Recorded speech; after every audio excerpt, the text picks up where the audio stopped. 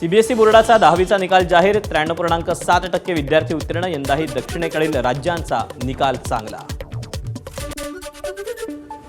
आषाढी यात्रेच्या तयारीचा जिल्हाधिकारी कार्तिकेयन यांनी घेतला आढावा।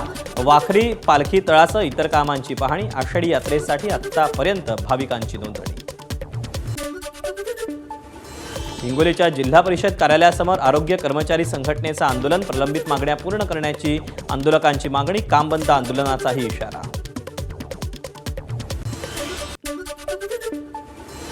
श्रीकांत शिंदेंच्या सोलापूर दौऱ्यानंतर माढा आणि सोलापूरमधील जिल्हा प्रमुख ते शाखा प्रमुख कार्यकारिणी बरखास्त। लोकसभा मतदारसंघ आढावा बैठकीदरम्यान अनेकांनी विविध पदांबाबत आक्षेप नोंदवले होते।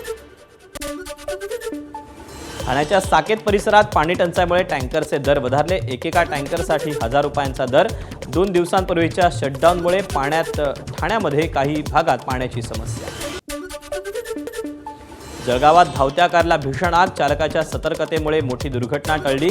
वाढत्या तापमानामुळे आग लागल्याचा अंदाज। जालन्यातील जेईएस महाविद्यालयाच्या प्राचार्यांविरोधात अभाविपचं आत्मसन्मान आंदोलन। प्राचार्यांनी अभाविप विरोधात आक्षेपार्ह वक्तव्य केल्याचा आरोप।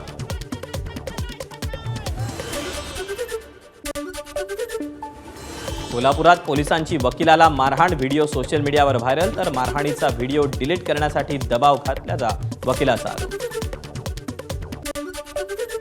युद्धामुळे रासायनिक खत आणि कीटकनाशके यांच्या किमतीत भरमसाठ वाढ। खतांच्या बॅगेमध्ये 200 ते 300 रुपयांची वाढ। आखाती देशांमधून कच्च्या मालाची आवक घटल्याचा परिणाम।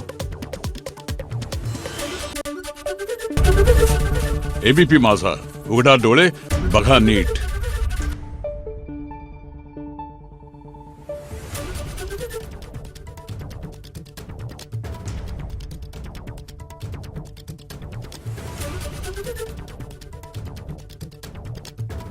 Thank you.